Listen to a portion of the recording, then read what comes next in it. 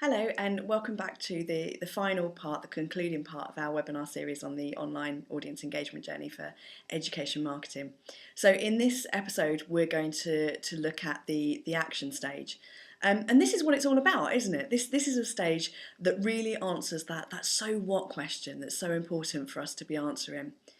What does it matter if 10,000 people have become a fan of your Facebook page in the credibility or desire stage of this journey? It doesn't matter at all. Those numbers become completely meaningless unless they actually do at the end of this journey what it is that you set out for them to do at the beginning. And that's why the actions phase is just so incredibly critical. So let's take a look at what happens at this stage. Well, the reality is, at this stage, social media is probably not going to do very much for you.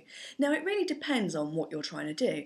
If you're an e-commerce site, for example, and you want to sell a product online, then perhaps social media might actually deliver that action.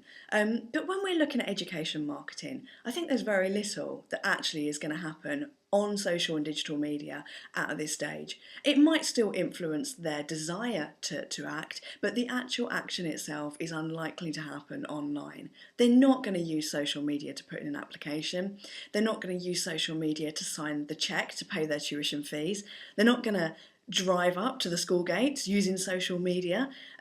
These are all things that happen in real life, in person. So sometimes you have to recognise that you need to take things offline as well. And this is why it's just so incredibly critical to realise that social media doesn't happen on its own and it can't happen on its own.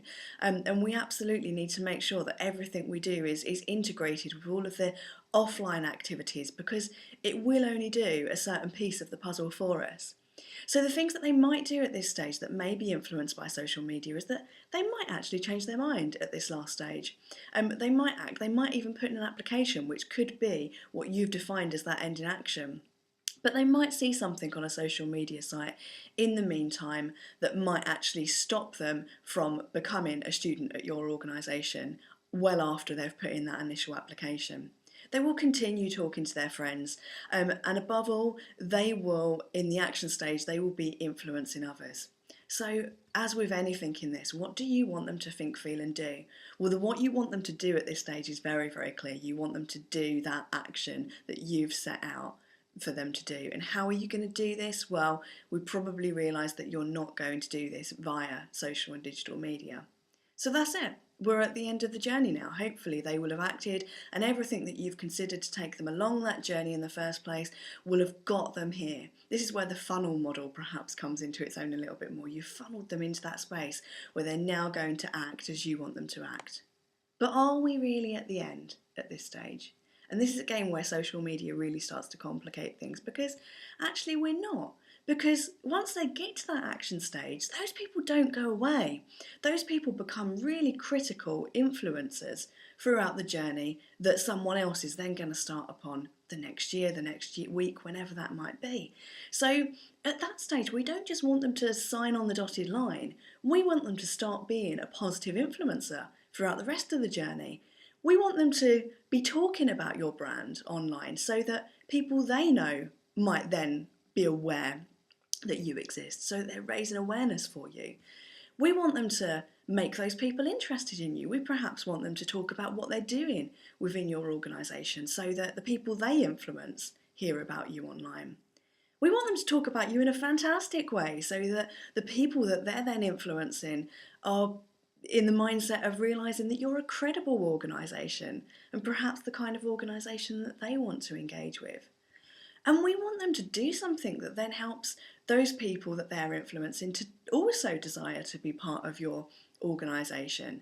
And then we want them to influence those people to act as well. So this is very much not a linear journey at all. This is cyclical, and it just continues to change and influence and evolve as that period goes on. So we can't simply think about what we want that person to do at that moment in time, but also how they are influencing other people along that journey. And I highly, highly recommend those of you that want to read some more about online influence really recommend that you read Philip Sheldrake's book, which is called The Business of Influence. It was published in 2011, and it really, really quite effectively outlines the way that influence models apply in the way in which people make decisions, particularly when we're looking at an online environment. So really, really recommend that you read that book. So that's it. That's the whole journey, the whole cycle, and how it keeps impacting on other phases and how dynamic that cycle is. We've spoken about the way in which digital and social media plays a different role at different phases and different stages in that cycle. And we've hopefully helped you to understand that we can't just look at social media as a one part of a campaign, but it has to be seen as an evolving thing that happens throughout different stages in a journey, and how we use it differently throughout those stages. So that's the end of this webinar series. I really, really hope you found it useful. Thank you very much for sticking with me and joining with me on this journey as we've spoken through that. I'm Tracy Plough from Pickle Jar Communications. These are my contact details if you ever have any questions. I run workshops on this kind of thing all the time. I write strategies for organisations that integrate social and digital media into overall marketing and communications activities. And this is just a tiny, tiny snapshot of the kind of thinking and the kind of processes that I apply to the work that I do. So I hope you can take some of this and use it in the work that you now do. But if you ever do need any additional help, please do get in touch and we'll see if I can help you in any way. Thank you.